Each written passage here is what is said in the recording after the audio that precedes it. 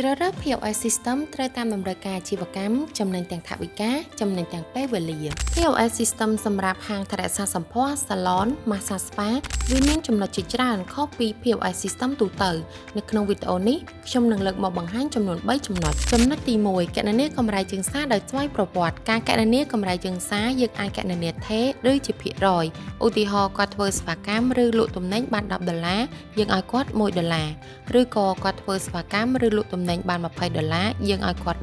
10%នៃចំនួនទឹកប្រាក់ដែលគាត់លក់បានហើយយើងក៏អាចកំណត់អ្នកទទួលកម្រៃជើងសារជាអ្នកលក់ឬអ្នកធ្វើសេវាកម្មឬទាំងអ្នកលក់និងអ្នកធ្វើសេវាកម្មចំណុចទី2កំណត់ត្រាប្រវត្តិរបស់អតិថិជន